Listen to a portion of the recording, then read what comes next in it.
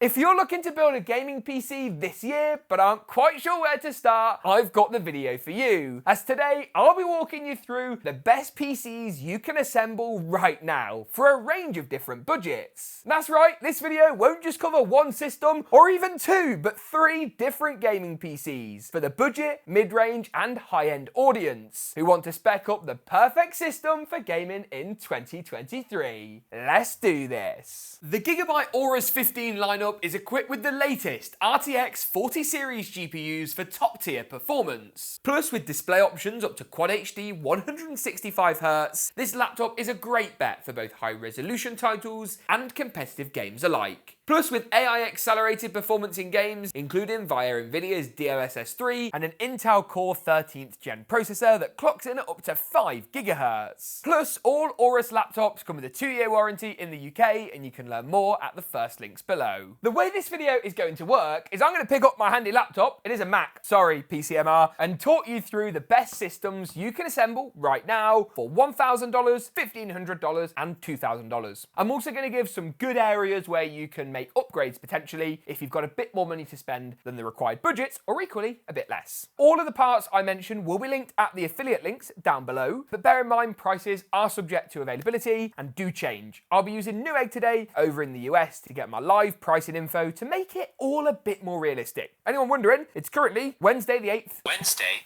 the 8th of March, 2023. Is the date for anybody who might be wondering. If you want something a bit more basic, we also have videos on the best GPUs, best CPUs, and best CPU motherboard combos to buy if you want just a starting point. This is more of an end-to-end solution. Now let's start off, shall we, with a $1,000 gaming PC build. And to be honest with you, my instinctive GPU pick is an easy one. It actually looks a little bit like, where's it gone? It wasn't here a moment ago and I've now lost it. There it is. Can you pass me the, I got it. I've got it.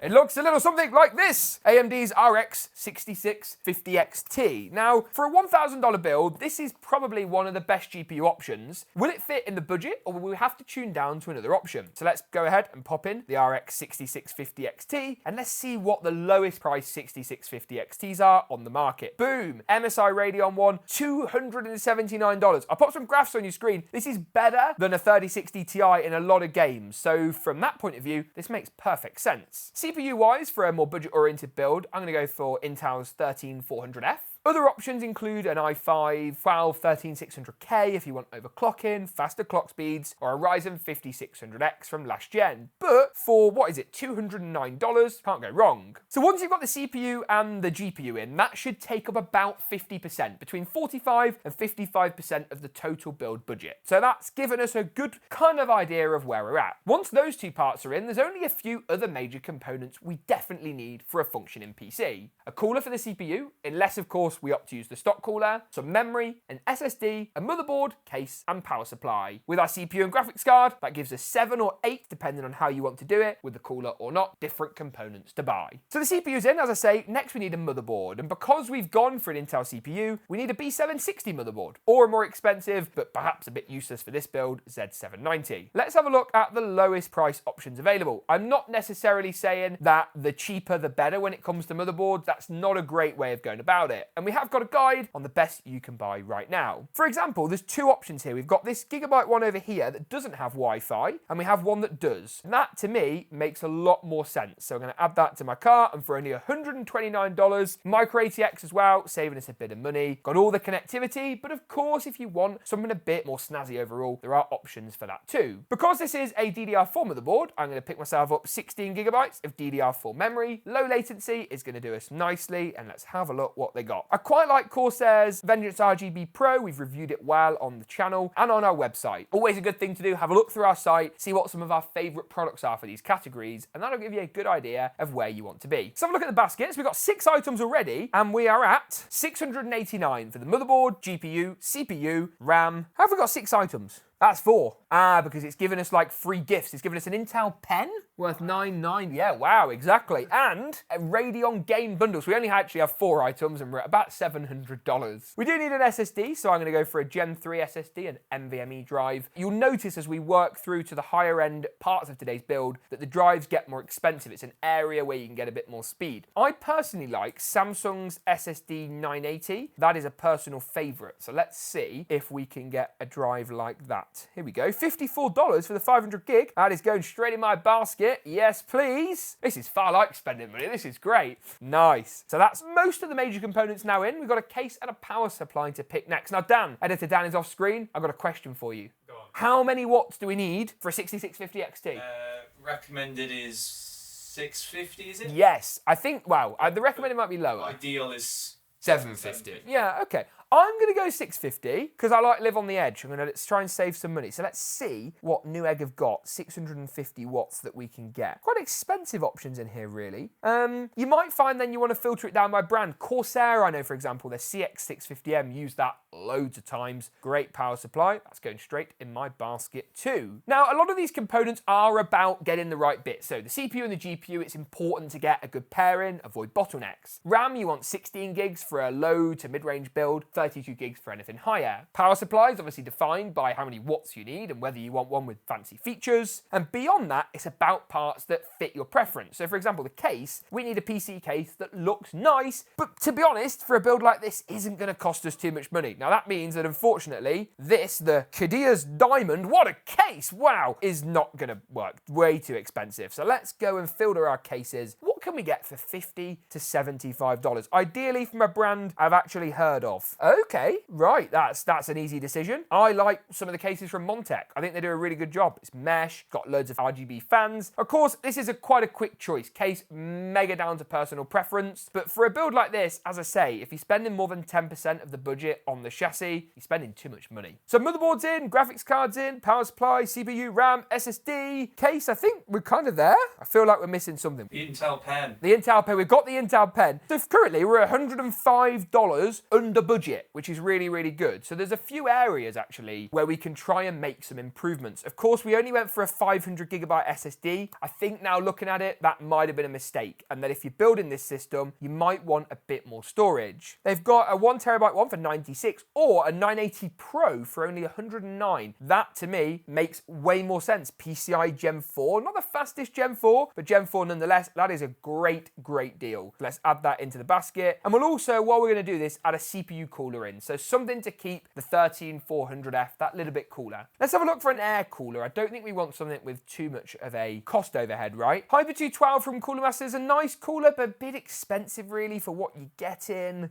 This is a hard one. Enermax, that's a good shout. $59, same as the Cooler Master one. Maybe slightly better on the aesthetics, and you actually get 2 fans rather than 1. So just because coolers like Cooler Master's 212 are a great shout, doesn't mean they're necessarily the best option out there. So let's have a look how our basket is looking. We have, of course, got an extra SSD we need to remove, so let's take that one out, and that brings our final budget to $995. Super on budget, within $5, give or take. So that, I think, is a very good start as far as our first build goes. But of course, there's only one of the systems today. What would I do if I had another $500 to spend? Would I make $500 worth of adjustments to this system? No, I'd start from scratch because we're actually increasing that budget by about 50%. So let's go ahead, remove all the items and start all over again. First of all, I'm going to start with the CPU and GPU. And here I'm a little bit less sure about perhaps what I can be afforded. I know that the Intel Core i5-13600K is a great option for this price point. So the first thing I'm going to do is add that into my cart. I'd also like to see if there's a budget Z790 motherboard to go along with this. Intel's 13th gen for me is just plainly the better platform. And I'm hoping I can find something that caters to those needs. So let's have a look. Z790. Unbelievably, Gigabyte have got the cheapest one again, $194. Wow. And let's go by lowest price, and hopefully Newegg search will give us a good spread of options. As much as there's some promising choices in here, a refurb MSI Pro board, a cheap Gigabyte one, I want something brand new because it's easily replicable by you guys. And I don't want to go too low end, but I also don't want to spend too much money. It's so difficult. Asus Prime Z790P is a great shout. So's the MSI Pro Z790P. I'm going to go for the Prime. There's only $5 in it, and it's shipped directly from Newegg. So that's going to just be a bit of a better option, I think, overall. I could go ahead and add the RAM in at this point as well. I know I need 32 gigabytes of DDR4 memory. That is a DDR4 motherboard. Let's add that in. So we've got 32 gigs of DDR4, two 16 gigabyte DIMMs from Newegg for just $92. So cheap. And I think SSD-wise, I'm going to go go for the same SSD again. SSD 980 Pro from Samsung, 1TB, makes total sense for a build like this. Although we've got plenty of room for upgrades and actually making this a better system than the one we just featured, we haven't got loads of leg room. Case is going to be next. So let me add in Corsair's 4000D. Let's just search 4000 Corsair. That gives us all the different 4000 options. $94 for the airflow, absolutely. Don't even have to think twice about that. Got amazing reviews on Newegg, 832 with 4.5 eggs on average. I think I'm kind of there. CPU cooler perhaps the only one. For a build like this, 240mm all-in-one liquid cooler is where I would go. We don't want to spend too much money once again, but I do want to go for a name brand. Here we go. Corsair do this one. They do a H100X. Now the reviews aren't amazing, but from our own personal in-house experience and testing, I like this cooler. So for $99, I'm going to add that into play. Let's have a look at the basket, shall we? So we've got 6 items. We're missing a power supply and a graphics card, and we've got whatever's left to play with. So 873 spent gives us about $630 overall. I'm going to say we need about 130 for the power supply, just to pitch on the conservative side, giving us $500 for the GPU. So let's browse, shall we? Newegg's sister site, a website called JustGPU.com.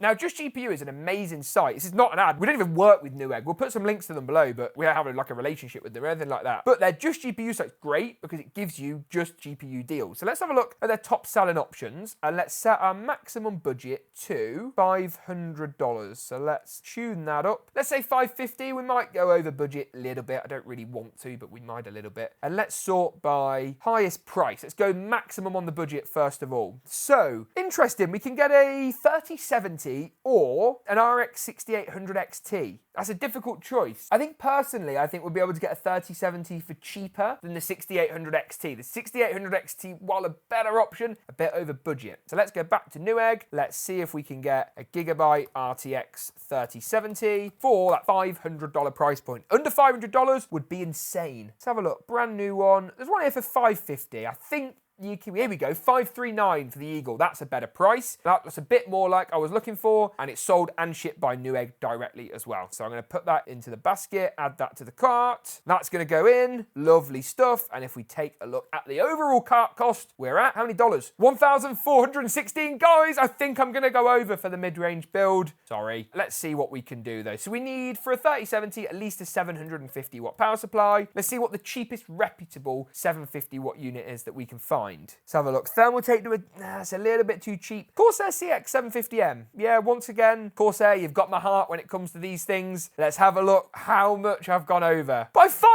$5.97 over. Let's have a look. See if you can get the overall price on that. So a Corsair 4000D case, an ASUS Prime Z790 motherboard, Gigabyte 3070, 750 watt power supply, 32 gigs of RAM, 240mm AIO, and an i5 13600K with 1TB of fast brand new storage from Samsung. So that's our $1,500 build. But what about if you've got even more cash? You've got another $500. Would I start from scratch again? No, but I am going to make a few key changes. So I'm going to leave the case as it is. I'm going to remove the motherboard as I want to go for a DDR5 option. I'm also going to remove the memory as I'll need a DDR5 kit of memory. And I'm also going to take out the graphics card because obviously we're going to try and spend as much money as we possibly can on the GPU. So we're down to $669 with our case, power supply, cooler, CPU, and SSD. So then, we want to get a new motherboard. So let's search for Z790 DDR5 and see what a slightly better Z790 motherboard is going to look like. We want something with more overclocking headroom. That's an important part. I also want something with a better feature set, a bit of PCI Gen 5, and I think I might have found a couple of options. So either the ASUS Prime Z790A rather than P, really nice board, or this Gigabyte Z790 Gaming AX. That is exactly what I want. $229 or $240 if you don't get the mail-in rebate. Add that in. Bit of DDR5 memory, 32 gigs of DDR5. Here we go. Let's add that in. Let's go for this nice Trident Z Royal kit. Yeah, look at that. Beautiful. I think this might be a slightly higher latency, but it is 6,000 megahertz, so yeah, that's all right. DDR5 coming down in price quite quick. And how many dollars does this give us left for our $2,000 build? We've got nearly $1,000. Let's see what we can get get, shall we, for $1,000? Let's whack our max price on just GPU up to just over $1,000. Okay, we can potentially get a 7900 XTX for $1,000, 4070 Ti for $1,000 as well. The 7900 XTX is a much better card. Let's filter this down, shall we? It looks like we can get ourselves a shiny new Radeon. So, okay, so they've got an ASRock one for $999. So let's go back on a Newegg RX 7900 XTX, see what the cheapest one is. Let's sort price lowest to highest. Oh, they've got the ASRock one on Newegg as well. Add that in. I've probably gone over budget. I think I'm $49 over, which is about, what's that? About 2.5% over budget? I'm not being funny, guys. I mean, there's a few areas you might want to upgrade. Check the clearance on that graphics card with the case, and maybe you'd also want to jump up to maybe an i7 or a 360mm slightly more fancy cooler. But if you've got $2,000 to spend, a 4000D case, Gigabyte Z790 motherboard, ASRock Phantom Gaming 7900 XTX, not the XT, the more powerful XTX, 750 watt power supply, 32 gigs of DDR5, 240mm cooler, 13600K, and a 1TB Samsung 980 Pro. That was easy, wasn't it? If you want to build a PC for $1,000, $1,500, $2,000, there are some great options, and I'll link them down below. Of course, as well, if you want to build a PC for a budget I've not mentioned, don't worry, we've got you covered with loads of builds on the website, GeekaWhat.com, and over on the YouTube channel as well, youtube.com/GeekaWhat. We have got you covered. I hope you found this video useful, insightful, entertaining, or otherwise. Thank you very much for watching, and as always, we'll see you in the next one.